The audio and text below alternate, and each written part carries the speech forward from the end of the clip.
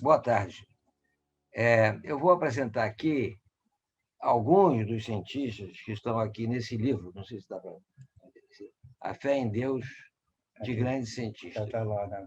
Está ali. Aparece a fotografia aí. Isso aqui é um foguete lançado pela NASA há vários anos atrás. Então é isso. E aqui são 99 cientistas de excelente nível, todos, né? Ou quase todos, não sei. Não conheço todos. E começa com Copérnico, por ordem cronológica, começa com Copérnico, depois vem Clavius é um jesuíta, depois vem Napier, ou Napier, sei lá. Depois vem Galileu. Vamos começar com Galileu, aí está ele. Galileu Galilei, um gênio.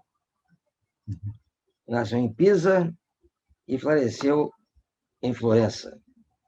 Foi físico, matemático, astrônomo e considerado por muitos um dos maiores gênios da história da humanidade. Então, seria bom colocar o livro aqui para você estar olhando para as pessoas. Sim. O mais velho de 7 filhos, aos 7 anos começou sua educação formal no mosteiro, na Ordem dos Valombrosos. Alguém sabe o que é isso? A Ordem dos Valombrosos é uma ordem antiga, antes da meia Idade Média. Então foi educado nessa ordem, no mosteiro, e aí começou a se interessar primeiro por literatura, estudou medicina na Universidade de Pisa, tendo ali ingressado em 1581. Aos 17 anos, observando um lustre oscilando na catedral, ele mediu o tempo de oscilação, verificou que o período, como se diz, não mudava com amplitude. Não mudava com a amplitude do no caso, não mudava com a elongação, quer dizer, o período, né? Período que é o tempo que leva para ir de um ponto e voltar ao mesmo ponto. Então, podia diminuir o período, diminuiu a elongação e tal, não mudava. Então, essa é a primeira coisa que ele fez. Bom, ele fez uso da luneta astronômica, por ele mesmo construída, descobrindo as montanhas da Lua, as manchas solares e as fases do planeta Mercúrio, dos planetas Mercúrio e Vênus. Muito se escreveu e continua escrevendo sobre o Affaire a Galileu. Pensadores, cientistas ilustres escreveram livros sobre o assunto, por causa da posição dele e as suas censuras que ele sofreu por parte da Igreja Católica. Houve na controvérsia um equívoco elementar, assim parece hoje, por parte da Igreja, confundindo os registros epistemológicos. Galileu escreveu a propósito: é um ato de piedade e prudência afirmar que a Bíblia não contém erros, se o seu verdadeiro sentido for compreendido. Esse era o ponto. Se a Bíblia continha erros. No caso da Lua. Mas eu acho que ninguém negará que ela é frequentemente bastante abstrusa no seu sentido literal e quer dizer coisas bem distintas desse sentido literal.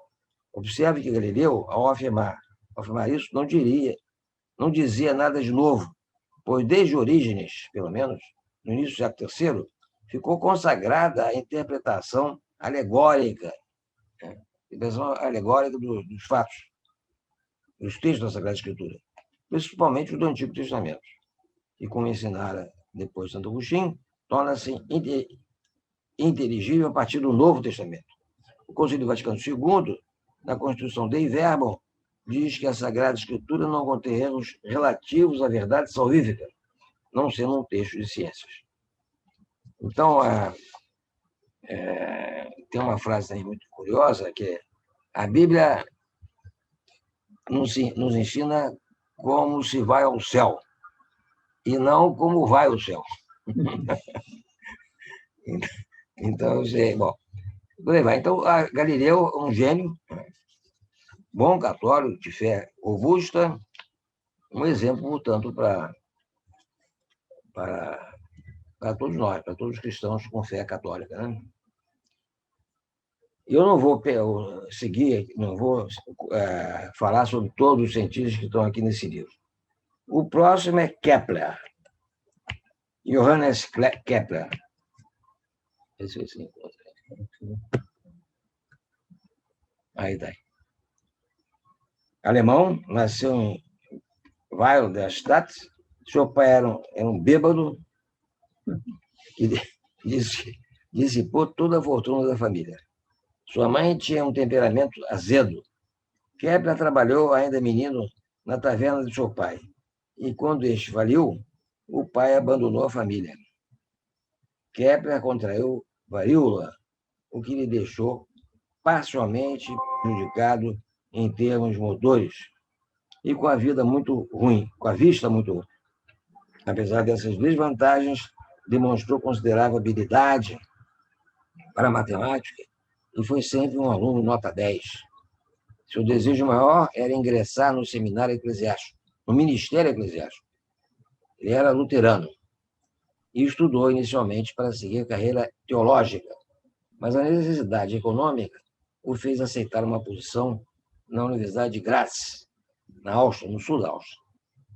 Foi somente após concluir os seus estudos universitários que Kepler se ocupou da matemática e astronomia, interessando-se, sobretudo, pelos trabalhos de Copérnico. Copérnico está aqui também, só que eu não peguei todos os cientistas.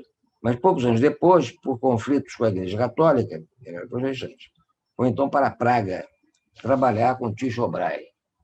Tycho Brahe tinha uma vista espetacular, observação de planetas, de estrelas. Mais tarde, ele reconheceria a providência divina na carreira científica que abraçaram. Kepler foi atormentado por problemas financeiros durante toda a sua vida. Isto, em primeiro lugar, o motivou a se dedicar à astronomia, mas também a se engajar em atividades pseudocientíficas, como, por exemplo, os horóscopos, para complementar sua renda. Então, Padre Pedro, desculpa interromper o senhor, mas o senhor falou que ia mostrar a imagem e está aparecendo para a gente a do Galileu ainda. Ah, é? Ah, é? Talvez o Padre Paul possa ajudar aí. Aqui no nosso está o Kepler já, esse detalhe. Mas não tem problema, as informações é que contam, né? Galileu e Kepler. Não aparece aí, não? Ainda não.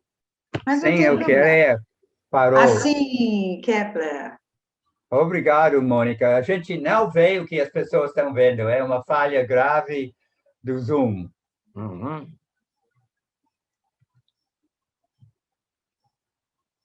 Pode falar Bom, mais sobre então, Kepler. com a morte de Tycho Brahe, Copérnico foi designado em seu lugar matemático imperial, entre aspas, tendo como primeira missão completar as observações de Brahe. O velho astrônomo, no seu leito de morte, havia solicitado exatamente isso, esperando que suas teorias fossem demonstradas. Durante anos, Kepler trabalhou sem a ajuda de assistentes, convencido de que o universo tinha que ser belo, harmonioso e exprimível em formas matemáticas. Depois de enfrentar um sem número de dificuldades, Kepler concluiu que as órbitas dos planetas não podiam ser circulares, como se acreditava então, mas sim elípticas, o Sol ocupando um dos focos. Tem as 3 leis de Kepler, né? Os astros, no caso dos planetas, ocupam órbitas elípticas, das quais o Sol é um dos focos. Depois, a segunda lei é que a velocidade areolar dos planetas é constante. Quer dizer, cada planeta descobre uma certa área, quer dizer, se liga o foco a um ponto da trajetória, percorre a trajetória durante um certo passo e fecha no vértice onde saiu. Então, essa área tem uma velocidade. Então, a segunda lei de Kepler diz que a velocidade dessa área é constante. Essa é uma descoberta, digamos assim, sofisticada, né? E depois da terceira lei, o quadrado dos tempos das revoluções siderais são proporcionais ao curvo da distância, etc. Enfim, essa turma era craque, essa turma sabia das coisas. As três leis de Kepler foram o primeiro breakthrough pós-copernicano na moderna compreensão da astronomia. O novo sistema era quase 100 vezes mais rigoroso do que os presentes. Eliminava os complexos diagramas de cicloides e epicicloides necessários na doutrina ptolomaica. Aqui estão as três leis de Kepler, aqui no livro. Repetir, as órbitas são elípticas, o Sol ocupando um dos focos. A velocidade areolar, que eu expliquei momentos antes, é constante, e o quadrado do período de uma órbita completa é diretamente proporcional ao cubo do eixo maior da elipse. Seu trabalho marca o nascimento da astronomia moderna. Essas leis permitiram a Isaac Newton demonstrar matematicamente a lei da gravitação universal. Newton diria mais tarde: se enxerguei longe, foi porque me apoiei em ombro de gigantes. Kepler verificou também que o Sol exerce sobre os planetas uma força enorme, mas não tendo o conceito de força gravitacional, atribuía a esta força alguma forma de magnetismo. A palavra magnetismo, diga-se de passagem, é mágica. Quando você não sabe uma coisa, você chama de magnetismo. É mais ou menos assim, né? Aí no povão é muito comum, o magnetismo. Os estudos astronômicos de Kepler o levaram ao melhor conhecimento da ótica. Descartes considerava Kepler seu mestre nesse domínio. Efetivamente, seus estudos o levaram a uma compreensão acurada das leis da distância focal no telescópio e na sua relação com o poder de ampliação das imagens. Fato surpreendente na história da ciência é que Galileu deu pouca atenção às descobertas de Kepler, considerando-as tão inúteis como os seus, como os seus horóscopos. Que vergonha!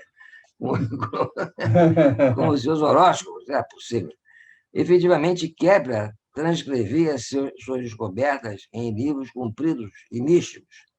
Newton, porém, que foi um místico e ocultista, estudou rapidamente as obras de Kepler e aceitou essas suas descobertas, sem hesitação. Kepler sugeriu que as caudas dos cometas são forçadas para fora pelos raios solares. Esse é um fato bem documentado atualmente.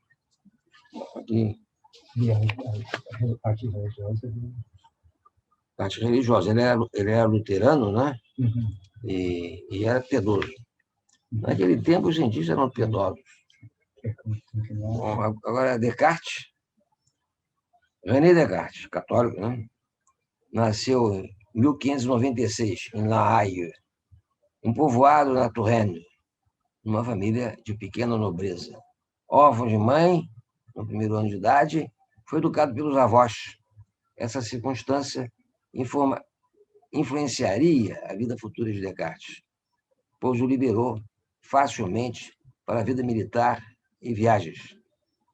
Descartes era genial, né? Mas ele adorava viajar e ver como é que as coisas funcionavam.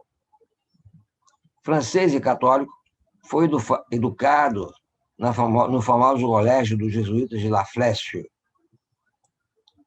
8 anos lá, que ele considerava a melhor escola da Europa.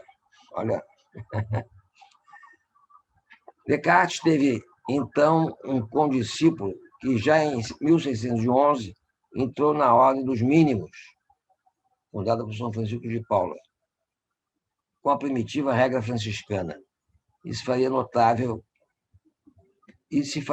notável o padre Marin Mersenne, que está aqui no livro. Ao padre Mersenne, continuou Descartes fazendo confidências por carta, ou durante visitas em Paris. Em La Flèche, gozava de um regime de privilégio, Descartes, né? Pois se levantava quando bem entendia, o que o levou a adquirir um hábito que o acompanhava por toda a vida, meditar no próprio leito. Eram os jesuítas uma ordem nova, foi fundada na época, né? Meados do século XVI, sem maiores presílias, como o passado, como a dos franciscanos e a dos dominicanos. Todavia, os jesuítas continuaram na esteira aristotélica que se formou na igreja a partir de São Tomás de Aquino. Descartes seguiu depois seus estudos graduando-se em Direito, em 1616, pela Universidade de Poitiers. No entanto, Descartes nunca exerceu o direito. Em 1618, alistou-se no exército do príncipe Maurice de Nassau, com a intenção de seguir a carreira militar. Pouco após ter se alistado no exército, Descartes descobriu que tinha talento para matemática, de modo que passou a maior parte dos seus anos militares e subsequentes, ele pediria a demissão 4 anos mais tarde, estudando matemática, para especialmente geometria analítica, por ele criada, uma fusão da álgebra com a geometria, que sonou o campo de matemática no qual fez suas maiores contribuições. Apesar de apreciado por seus professores, jesuítas em sua maior parte, ele se declara no discurso sobre o método famoso, decepcionado com o ensino que lhe foi ministrado. Não encontramos aí, na filosofia escolástica, nenhuma coisa sobre a qual não se discute. Tá boa essa. Só as matemáticas demonstram o que afirmam. As matemáticas agradam-me, sobretudo por causa da certeza e da evidência dos seus raciocínios. Mas as matemáticas são a exceção, uma vez que ainda não se tentou aplicar seu rigoroso método a outros domínios. Eis porque o jovem Descartes, decepcionado com a escolástica era a filosofia, né, da Idade Média, dos dominicanos, São Tomás de Aquino. Se bem que São Tomás de Aquino não era tão caturra como a maioria dos escolásticos. Diz porque o jovem Descartes, decepcionado com a escolástica, parte à procura de novas fontes de conhecimento, a saber, longe dos livros e dos regentes dos colégios, a experiência da vida e a redenção e a reflexão pessoal. Assim que a idade me permitiu... Essa aluna Mariana, ela vai pagar março, não, abril, maio, se abril não pagou, tá bom? Você devia ir mais rápido e falar mais sobre a religiosa. Tá. Alô, por favor, pode desligar seu microfone? Tem uma pessoa falando. Obrigada. Obrigado, Mônica. Assim que a idade me permitiu sair da sujeição aos meus preceptores, abandonei inteiramente o estudo de letras. Resolvi não procurar outra ciência que aquela que poderia ser encontrada em mim mesmo, ou no grande livro do mundo. Empreguei o resto da minha juventude em viajar, em ver cortes e exércitos, conviver com pessoas de diversos temperamentos e condições. Em 1623, estabeleceu em Paris, mas foi persuadido a mudar-se para a Holanda, em 1628, país que estava, então, no auge do seu poder. Ali morreu e trabalhou nos 20 anos seguintes, devotando seu tempo e esforço ao estudo da matemática e filosofia, na perseguição da verdade. Bom. Você queria falar mais sobre a vida religiosa dele? Ou... Não tem muita coisa. Tá bom. O próximo é Pascal. Blaise Pascal. Esse era muito religioso. Nasceu em Clermont-Ferrand e faleceu em Paris. Brilhante em matemática, física e filosofia. Seu talento precoce para as ciências levou a família para Paris, onde se dedicou ao estudo da matemática. Sua mãe faleceu quando ele tinha apenas 3 anos. Seu pai, um homem rico, era advogado e um matemático muito bom, que educou pessoalmente o filho. Nessa educação, adotou um método não convencional. Em vez de encher a cabeça do filho com latim, como era o costume, insistiu em ensiná-lo métodos racionais e de julgamento, pelos quais compreenderia as razões por trás dos fatos. O ensino do latim foi postergado até Pascal chegar aos 12 anos. Mais ainda, de acordo com uma das fontes mencionadas acima, o pai determinou que ele antes estudasse línguas antigas antes de estudar matemática, proibindo que lesse livros de geometria. Mas o talento do jovem Pascal era tanto que, aos 12 anos, ele já provava teoremas de Euclides por si próprio. Aos 16 anos, publicou um livro sobre as seções cônicas. Essa obra continha o maior avanço da geometria desde os gregos.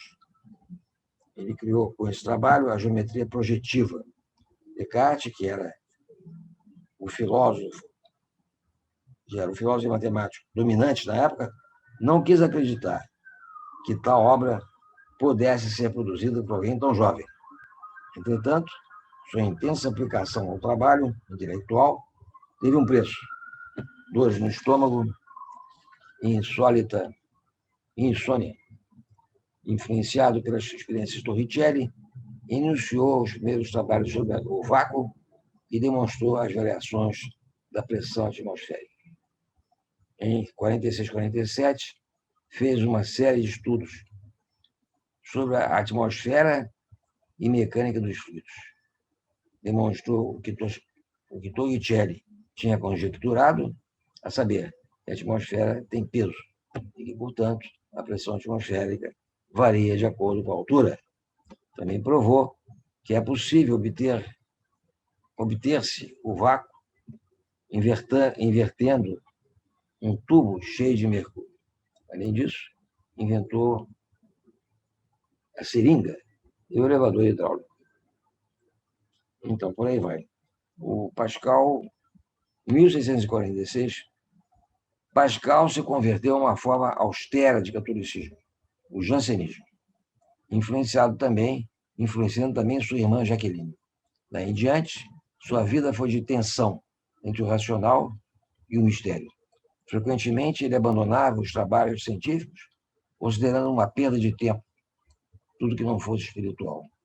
Tendo sido educado sob forte influência religiosa, tornou-se católico fervoroso após uma visão divina, abandonando as ciências para se dedicar exclusivamente à teologia. Extremamente asceta, escreveu várias obras religiosas. As Provinciales, são um texto famoso de Pascal, foram escritas sob um pseudônimo, tendo como assunto a moral e a política dos jesuítas. Tinha o maior bronco com os jesuítas. As 4 primeiras tratam da questão dogmática, que forma a base do jansenismo. No problema da graça e da liberdade. Esse é um grande problema, um dos grandes problemas da teologia, o problema da graça e da liberdade humana. Os jesuítas dominicanos traçaram várias lutas por causa desse problema. E tem aquele filme gozado, esqueci, engraçadíssimo. De acordo com a posição de Pascal foi, na prática, se não teoricamente, de negar a graça suficiente e a liberdade. Problema difícil equacionalmente, cuja solução é um mistério. A 17ª e a 18ª cartas tratam do mesmo problema, mas de forma mais matizada.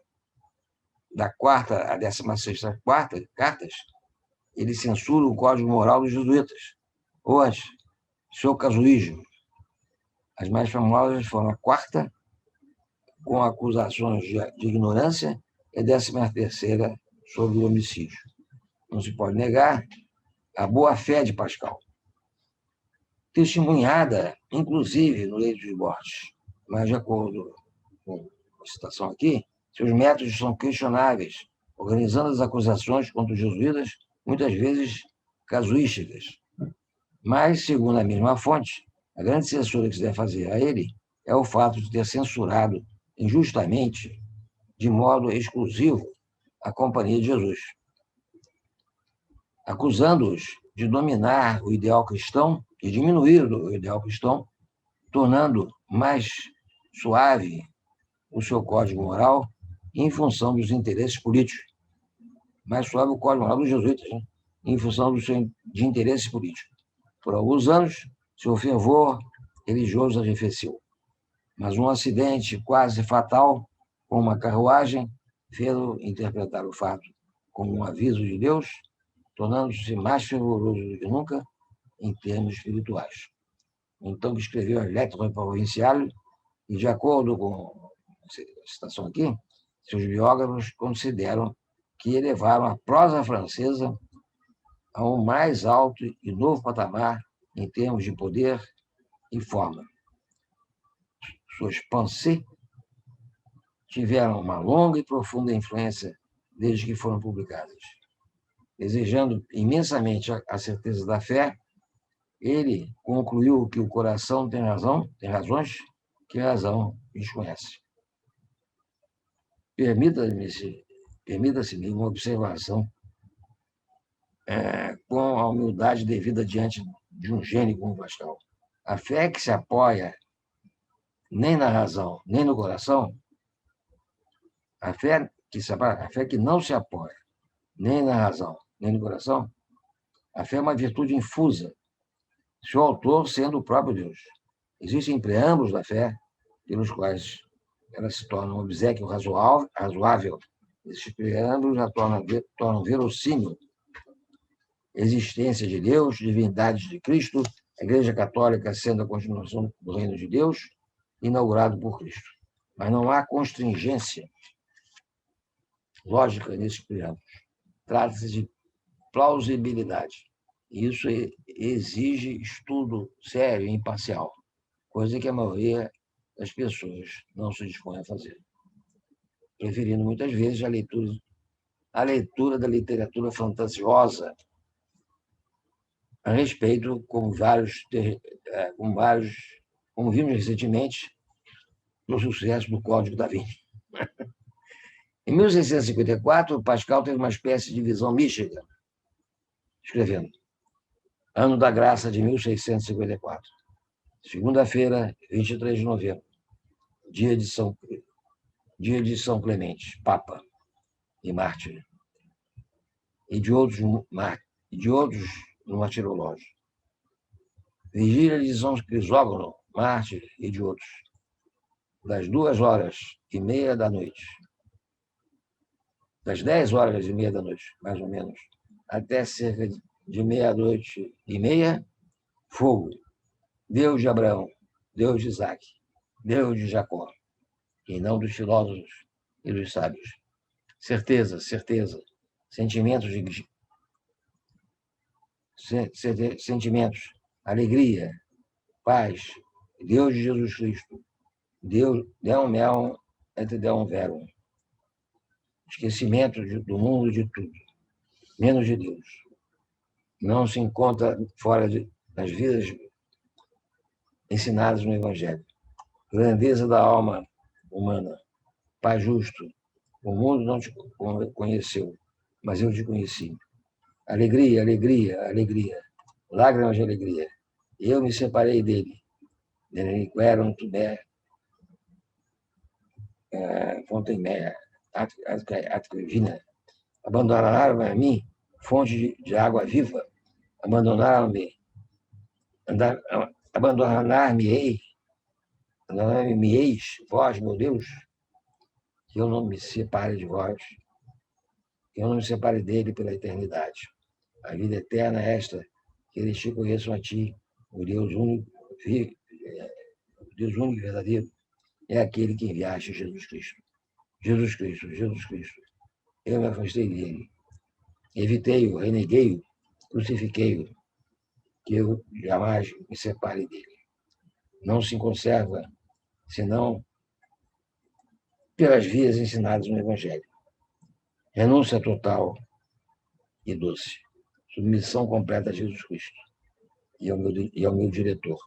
Alegria eterna por um dia de provação na terra. Não oblivia sermões tuas. Amém. Não me esquecerei de tuas palavras. Amém. Vitor, né? Para lá, para empacotar e depois empacotar. Quem vai empacotar? Você, quem mais? Eu, Rafael. Não, lá com o pessoal lá. Poderia ir mais rápido, Tá. mais ênfase na parte religiosa. Ele costurou essas palavras na sua roupa e morreria com elas sob seu coração. Em 1658, recolheu-se à abadia de Port-Royal des Champs, que era o centro do jansenismo. O jansenismo era uma espécie de luteranismo um pouco mitigado, é sabido.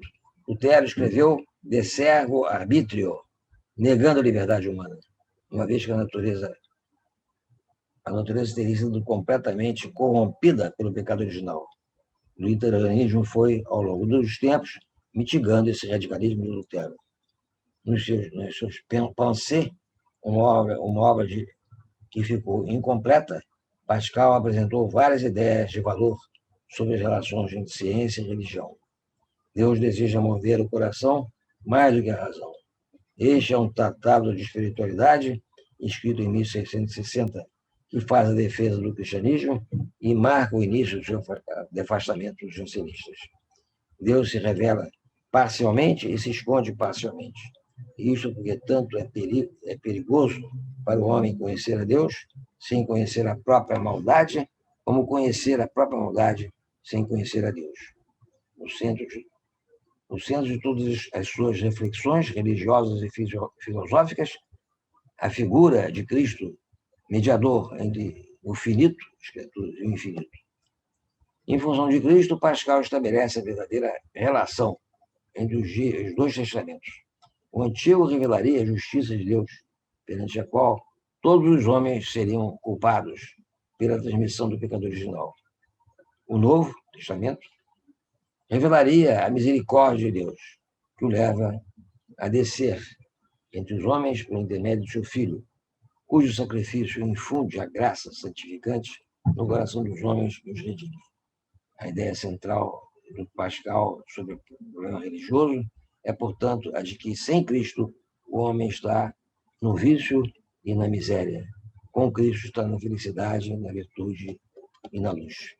Cristo era o centro da sua teologia e da sua fé. Jesus Cristo, que o Antigo e o Novo Testamento consideram, respectivamente, como sua expectativa e modelo. Ao final de sua breve, mas a mais fecundíssima vida, Pascal se afastou do jansenismo, retornando à ortodoxia católica, de acordo com uma das fontes citadas acima. Pascal tem um famoso argumento em termos de probabilidade a favor da existência de Deus, ligeiramente modificado de sua forma original, para torná-la mais compreensível. Se eu aposto que Deus existe, e ele de fato existe, meu ganho é infinito. A vida eterna. Se eu perder a aposta, isto é, se ele não existe, terei perdido o meio infinito.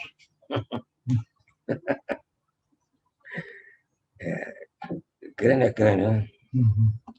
Bom, depois... Você vai mais rápido ou se falou que Não, porque mais rápido não dá.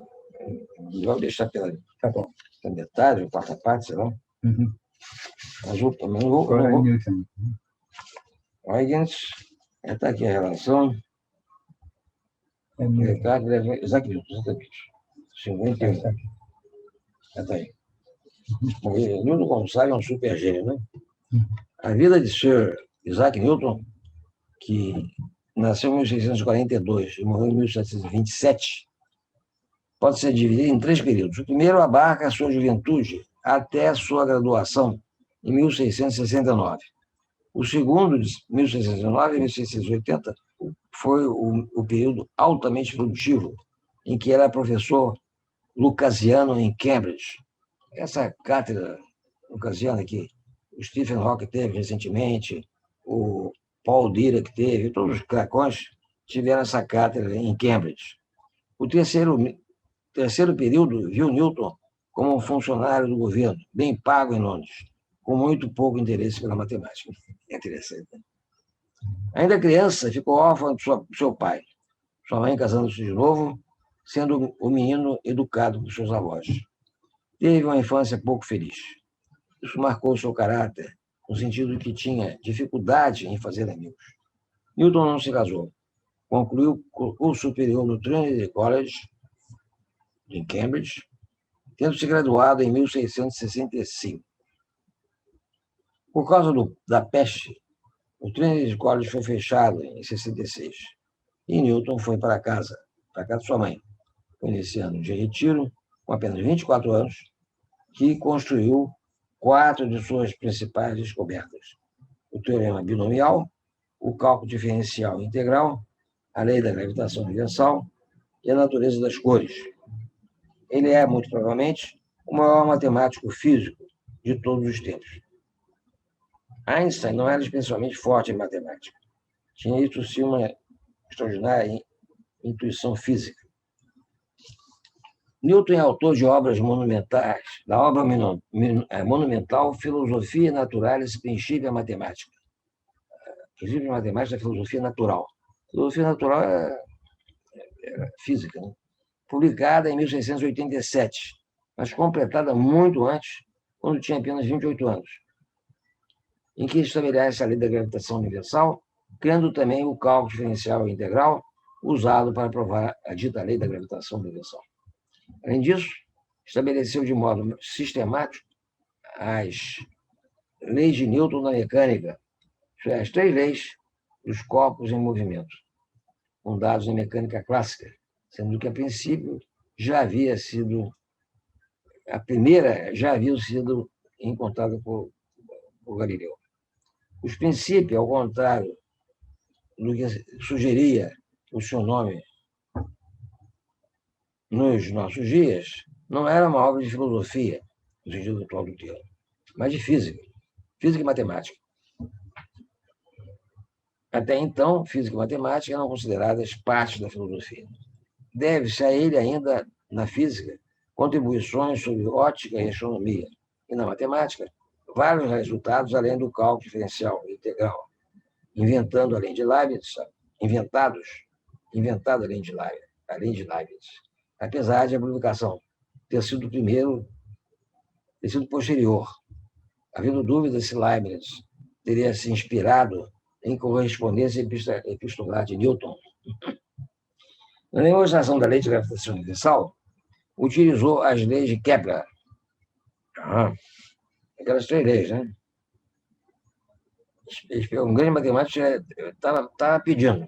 Construiu o primeiro telescópio de reflexão em 1668 e foi quem primeiro observou o espectro visível que se pode obter pela decomposição da luz solar, ao incidir sobre uma das faces de um prisma triangular transparente, ou outro meio de refração ou de difração.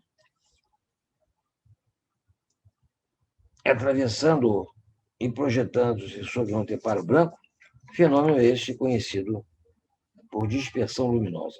Optou, então, pela teoria corpuscular da propagação da luz, enunciando-a em 1675, contrariando a teoria ondulatória de Huygens. Tornou-se professor de matemática em Cambridge e entrou na Royal Society. De 87 a 90, foi membro do Parlamento Britânico, em representação da Universidade de Cambridge, e tornou-se presidente da Royal Society em 1703. Como todos os grandes cientistas, Newton era humilde, como nas conhecidas frases: se eu vi mais longe, foi por estar de pé sobre ombros de gigantes. O que sabemos é uma gota, o que ignoramos é um oceano. Eu não sei como eu posso parecer ao mundo, mas para mim eu pareço ser apenas como uma criança brincando na beira do mar, divertindo-me e encontrando um seixo mais liso ou uma concha mais bonita do que o ordinário, enquanto o grande oceano da verdade permanece todo não descoberto diante de mim. Se fiz descobertas valiosas, foi mais por paciência do que qualquer outro talento. Newton é, além disso, um exemplo fascinante de um cientista precocemente, que foi também um homem de fé cristã, muito devoto, ainda que não ortodoxo em alguns aspectos. Newton foi profundamente religioso em toda a sua vida. várias fontes. Dizem que dedicou mais tempo ao estudo da Bíblia do que da própria ciência, escrevendo mais de 1.600.000 palavras sobre teologia. Escreveu mais sobre religião do que sobre ciência. Dizem alguns biógrafos que ele permaneceu virgem, mas não é claro se por generosidade religiosa ou pela timidez de temperamento. Newton não hesitou nos quóruns generais dos princípios em identificar o espaço absoluto com a onipresença de Deus e o tempo absoluto como a eternidade de Deus. E no Query 28, seu tratado sobre ótica, concluiu, a partir dos fenômenos físicos, que existe um ser incorpóreo, vivente, inteligente, onipresente, o qual, no espaço infinito, que é eterno o seu sensor, que é como o seu sensor, vê as coisas infinitamente, percebendo-as completamente e as entendendo totalmente pela imediata presença delas a si mesmo.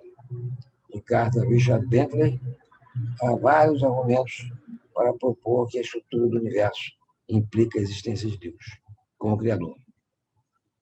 Uma coincidência com Kepler é o fato de Newton ter sido considerado como religiosíssimo por algumas biografias. Na realidade, frequentava de forma regular serviços religiosos da capela anglicana local. Um profundo estudioso das escrituras sagradas, dominava o conhecimento das línguas clássicas e conseguia ler versões do Novo Testamento em seus próprios originais. Aos 20 anos, passara por uma espécie de crise religiosa.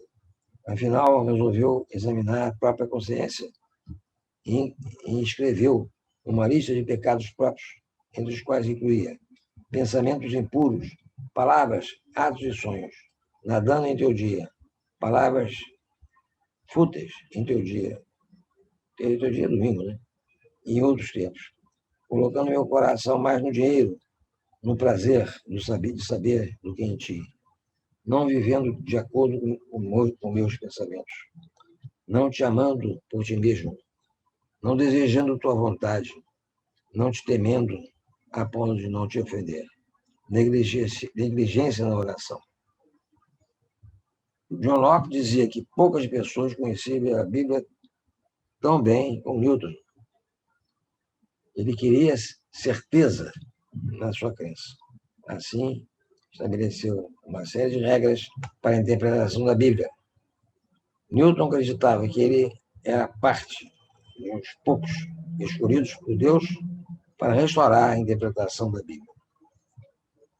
Um dos seus parentes e biógrafos descreveu sua vida como trabalho contínuo, paciência, humildade, temperança, mansidão, humanidade, generosidade e piedade, sem qualquer sinal de vícios.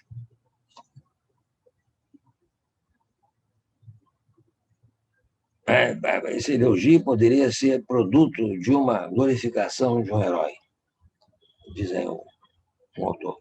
A religiosidade de Newton é carregada de emoção, com louvor e glória pela maravilha do poder infinito de Deus, do Criador. Era generoso com os pobres, distribuindo exemplares da Bíblia e ajudando amigos em necessidade, bem como a outros que recorriam a ele. Tinha uma fé de criança e vivia conscientemente como puritano. Era enfaticamente protestante. Só se caiu na conta da hediondez, em termos religiosos, de Newton, no século XIX. Ele acreditava no primado da escultura, mas questionava sua inspiração divina em alguns lugares.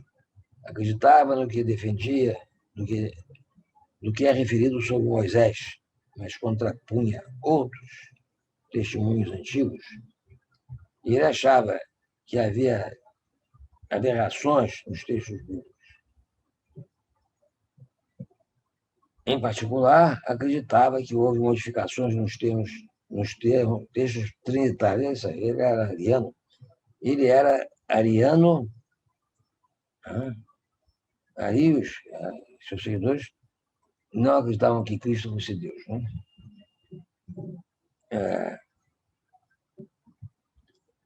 E, por isso, consideraram a adoração de Cristo uma idolatria.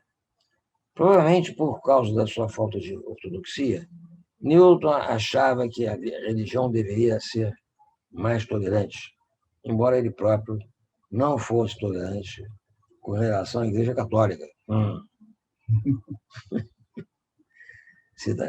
Durante certo tempo, esteve disposto a deixar sua fellowship em Cambridge para não lhe ceder na sua heterodoxia.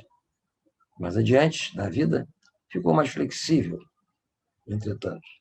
Permaneceu fiel à sua crença ariana até o fim da vida. Embora tenha se comportado como